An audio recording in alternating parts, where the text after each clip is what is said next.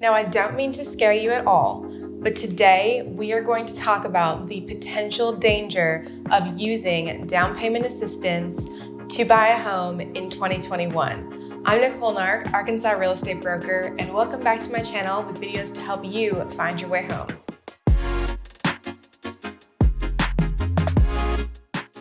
Down payment assistance from a seller's standpoint is probably the weakest loan type.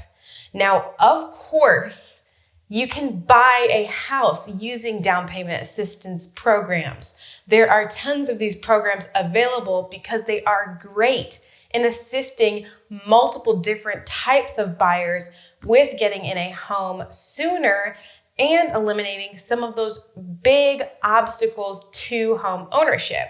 All that's going to really matter at the end of the day to a seller is how much money is going in my pocket as a seller and what is the probability that this buyer is going to close, not have any hiccups, and make it to the closing table. It's important to know that if you are using a down payment assistance program, your offer is not going to look as strong as an FHA even, or a conventional loan, because according to the seller mindset, those people may have more money that they can put down. They have some money in savings, perhaps. I bring all of this up to let you know that yes, it is possible to still be accepted and the winning offer on a house in 2021 this year.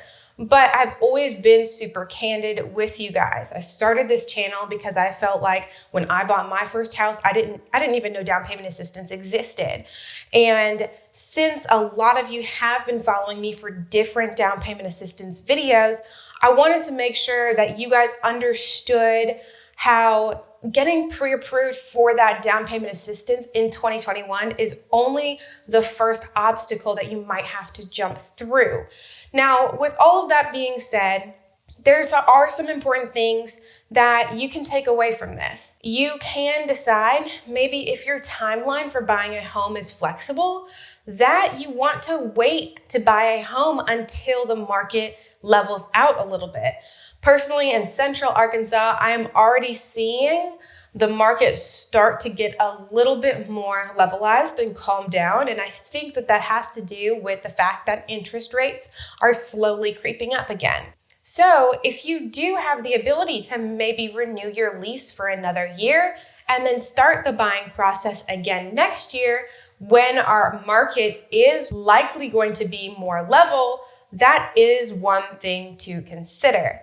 Now, of course, there are a few things that you can write into your down payment assistance offer that can make it stronger. You have the ability when writing an offer to ask for closing costs. Even if you are using a down payment assistance program, that does not necessarily mean that your closing costs are going to be covered as well. I will link above a reference video on the difference between down payment and closing costs if you need a refresher. But something that you may be able to do is collect some gift money from friends or family if you don't have enough savings to pay your own closing costs, and take care of those closing costs on your own.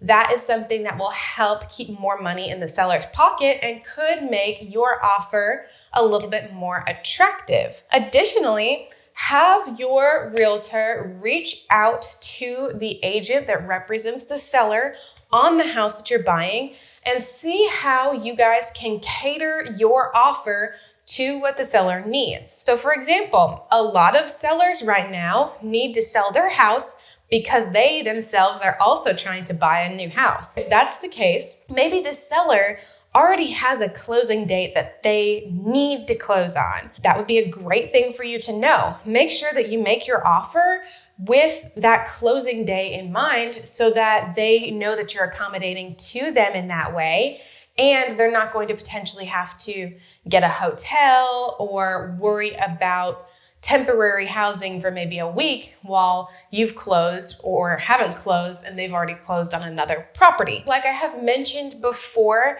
it is not required in every single state to disclose your use of down payment assistance. So for example, if you were using an FHA loan and you got a separate down payment assistance grant, let's say from a state program, to cover your 3.5% down payment on your FHA loan, in some states, you would just be able to write that offer up as an FHA loan. This does differ from state to state.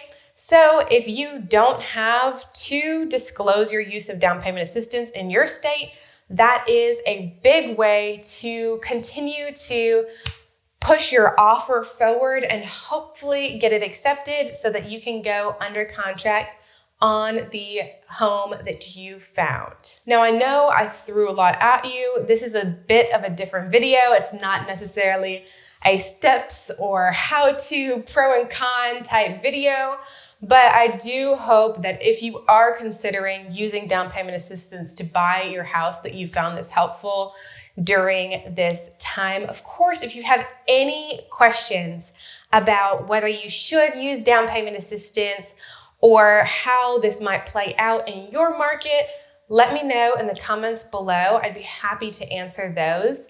And if you're still wondering if 2021 might be the best year for you to buy or if you should hold off, I have made a video specifically for you guys with 3 important questions to ask yourself to determine whether 2021 is the right year for home ownership to be a goal of yours. I will link that over here now, and I will see you in the next video.